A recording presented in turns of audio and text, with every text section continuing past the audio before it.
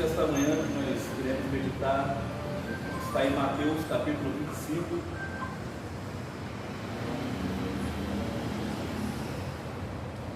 Mateus capítulo 25. Fé, esforço, lei e salvação. Sobre isso nós iremos pensar nesta manhã, com a iluminação do Espírito Santo, e com o texto de Mateus 25. Deus fala aos nossos corações nesta manhã. Então o reino do céu será semelhante a 10 virgens, que tomando suas lâmpadas, saíram ao encontro do noivo. 5 delas eram prudentes e 5 insensatas. As insensatas, tomando as suas lâmpadas, não levaram azeite consigo, mas as prudentes levaram azeite nos seus vasos com as suas lâmpadas. Tardando o noivo, todas cochilaram e dormiram. Mas à meia-noite ouviu-se o clamor: aí vem o noivo, sai-lhe ao encontro. Então todas aquelas virgens se levantaram e se prepararam suas lâmpadas. As insensatas disseram às prudentes: dai-nos o seu azeite, porque nossas lâmpadas estão se apagando. Mas as prudentes responderam: não, para que não falte a nós e a vós, ides antes aos que vendem e comprai para vós. Tendo elas ido comprá-lo, chegou o noivo, e as que estavam preparadas entraram com ele para as bodas, e fechou-se a porta. Depois chegaram também as outras virgens, dizendo: Senhor, Senhor, abre-nos a porta. E ele respondeu: em verdade, eu vos digo que não vos conheço. Vigiai, pois não sabeis o dia nem a hora em que o Filho do Homem virá. Queridos, em grande escala, nós preferimos pregar ou ouvir as pregações sobre o que Jesus fez,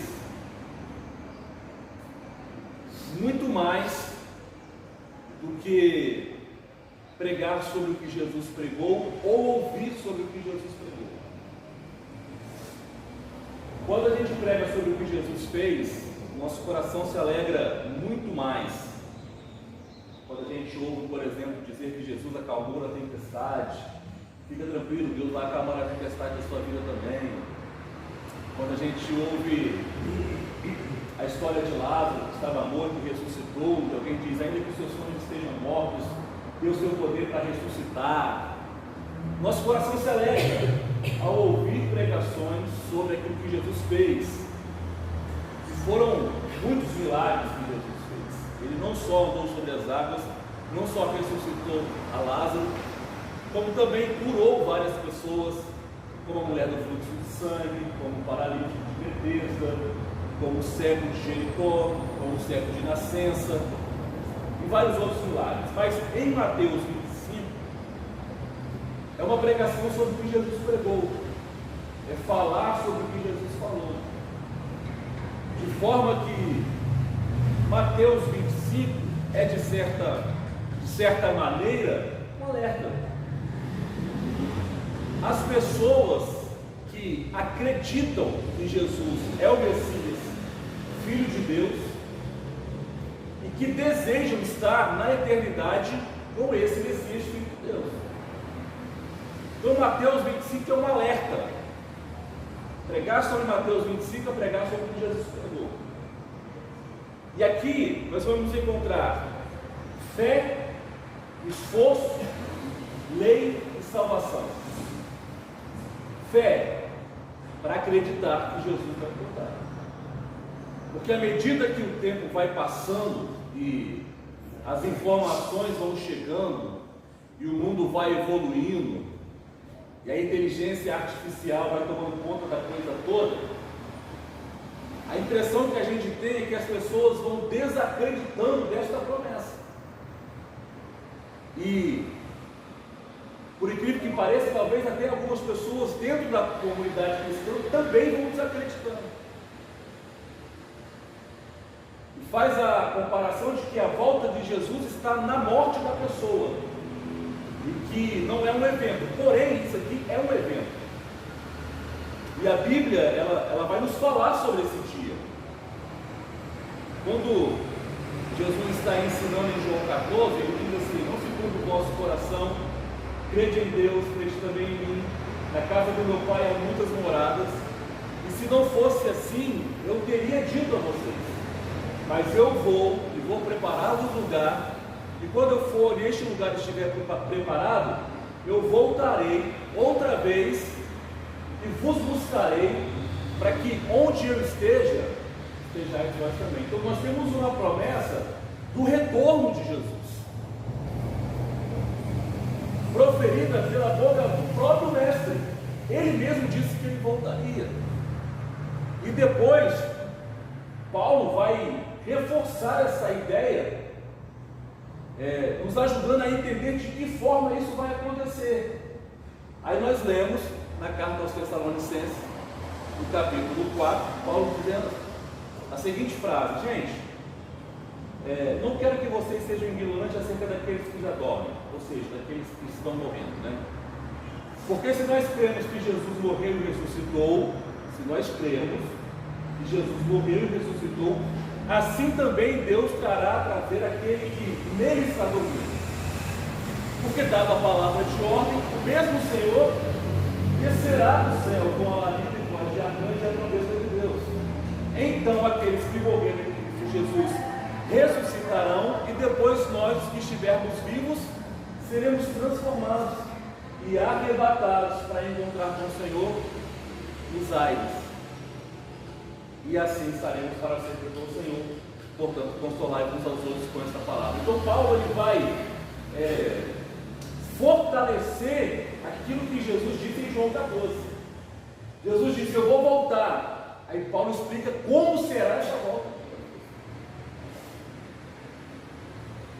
Então ele fala sobre um arrebatamento em Tessalonicenses capítulo 4. Porém, na segunda carta, no capítulo 2, ele fala sobre o momento em que Jesus vai pisar nessa terra. Então perceba, Jesus fala: eu vou voltar. Paulo explica como. Primeiro ele vem até os ares para buscar os que são seus, e depois ele vem até o planeta novamente, mas agora para reinar como Senhor sobre todas as coisas. E a Bíblia nos explica que a partir desse dia será o grande reinado do Messias sobre a face da terra, e sobre a terra haverá 1000 anos de paz.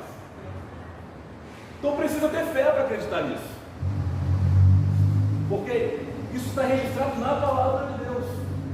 E a Bíblia diz que aqueles que se aproximam de Deus precisam de ter fé para acreditar que Ele existe, porque a fé é isso, o firme fundamento daquilo que nós esperamos e certeza de que existem coisas que nós não vemos. Nós não podemos ver Deus, assim como nós não podemos ver a raiva, assim como nós não podemos ver o vento.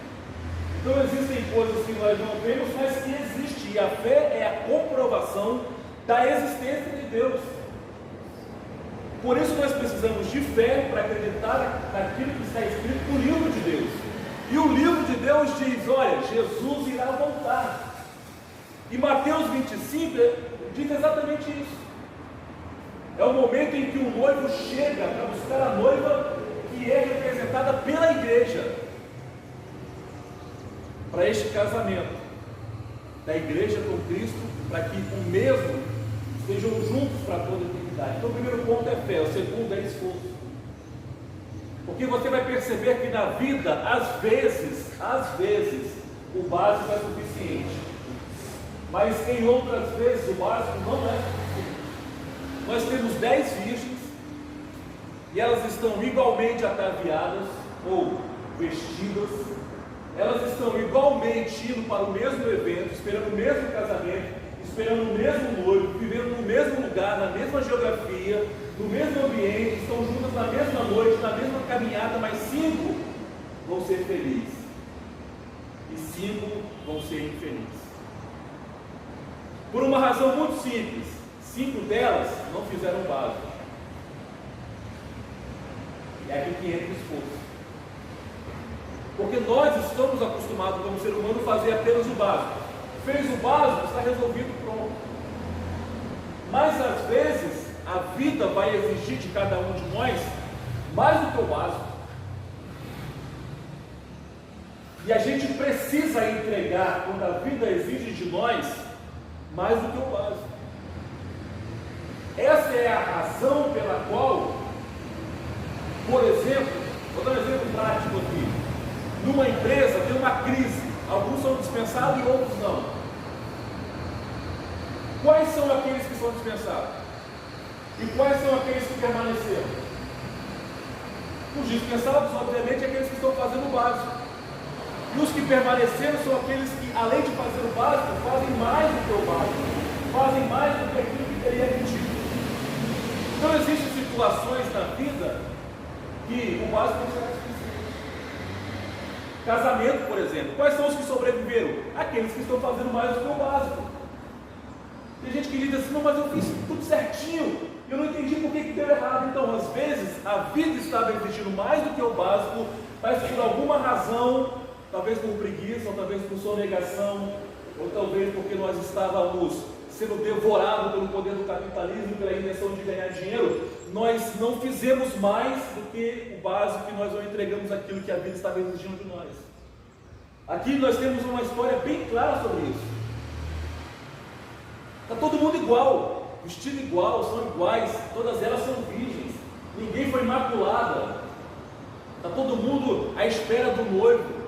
Todas elas têm lamparina, todas elas estão com lamparinas acesas. A única diferença é que 5 fez mais do que o básico. O que ela disse? Vai que acontece alguma coisa no caminho. Eu não sei. Nós estamos indo para este grande casamento, mas vai que acontece alguma coisa. Bom, eu vou pegar um pouquinho de azeite e vou colocar aqui na minha reserva. Ou seja, eu vou fazer mais do que o básico. As outras estavam certas também. As outras 5 aí insensatas estavam certas também. Elas estavam indo para um casamento normal. Mas às vezes a gente precisa imprimir um pouquinho mais de esforço na vida e fazer um pouquinho mais do que aquilo que nos está nos pedindo, seja no local de trabalho, seja na vida matrimonial, seja na criação com os filhos, mas principalmente na relação com Deus. Nós fazemos o básico na relação com Deus. Nós vamos aos cultos, nós oramos antes de dormir e ao acordar. Alguns têm nesses momentos, nós sentamos para ouvir, mas às vezes parece que Deus quer mais um pouco. Tem uma experiência de um profeta que Deus apareceu para ele dentro da água, o profeta Ezequiel, e disse: Ezequiel é mais profundo. Eram águas que davam nos tornozelos. Deus disse: é mais profundo. Eram águas que davam nos joelhos.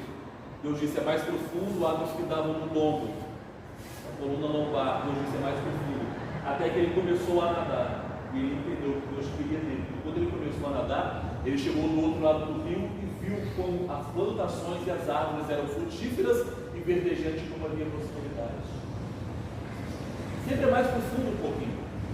A gente precisa oferecer mais do que aquilo que está nos pedindo. Terceira questão é a lei, que eu falei com vocês: fé, esforço e lei. Qual é a lei?